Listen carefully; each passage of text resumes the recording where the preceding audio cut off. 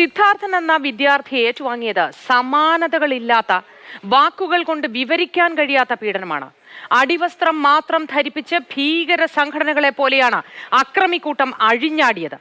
മർദ്ദനശേഷം അവൻ പിന്നെ എഴുന്നേറ്റിട്ടില്ല എന്ന ആന്റി റാഗിംഗ് സെല്ലിന് മൊഴി നൽകി. ഡീൻ പൂഴ്ത്തിയ ആ റിപ്പോർട്ടിലേക്ക്. ആദ്യ ദിവസം മുതൽ തന്നെ പ്രതിപക്ഷ സംഘടനകളും അതുപോലെ തന്നെ സിദ്ധാർത്ഥിന്റെ കുടുംബവും ആരോപിച്ച കാര്യങ്ങളൊക്കെ തന്നെ ശരിയാണെന്ന് തെളിയിക്കുന്നതാണ് ഈ ആന്റി റാഗിംഗ് സ്ക്വാഡിന്റെ റിപ്പോർട്ട്. 16-ാം തീയതി മുതൽ ക്രൂര പീഡനത്തിനാണ് സിദ്ധാർത്ഥ് ഇരയായിരിക്കുന്നത്.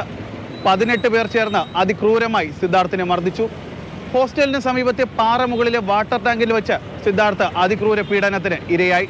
തിരിച്ച് 21-ാം നമ്പർ ഹോസ്റ്റൽ മുറിയിലെത്തിച്ച സിദ്ധാർത്ഥിനെ സിൻജോ ജോൺസൺ ഉൾപ്പെടെയുള്ളവർ ചേർന്ന് അതിക്രൂരമായി വീണ്ടും മർദ്ദിച്ചു.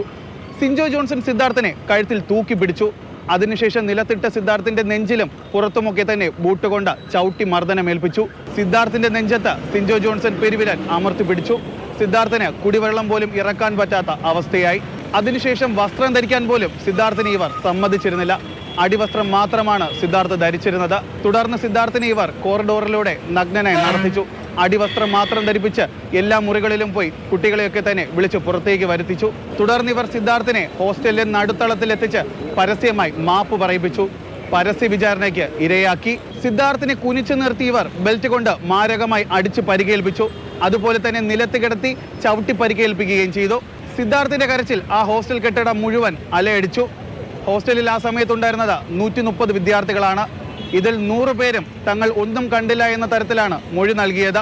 സിദ്ധാർത്ഥിന്റെ മരണവുമായി ബന്ധപ്പെട്ട് ഫെബ്രുവരി 26-ാം തീയതി മുതൽ മാർച്ച് 1 വരെയാണ് കോളേജിൽ ആന്റി റാഗിംഗ് സ്ക്വാഡ് അന്വേഷണം നടത്തിയത്. പക്ഷേ ഈ റിപ്പോർട്ട് UGCക്ക് കൈമാറാൻ ഡീൻ അനുവദിച്ചിരുന്നില്ല. സിദ്ധാർത്ഥിന്റെ കുടുംബം ആദ്യഘട്ടം മുതലേ ഡീനിനെതിരെയാണ് ആരോപണങ്ങൾ ഉയർത്തിയിരുന്നത്. അത് ശരിവയ്ക്കുന്നതാണ് ഈ ആന്റി റാഗിംഗ് സ്ക്വാഡിന്റെ കണ്ടെത്തലുകളും.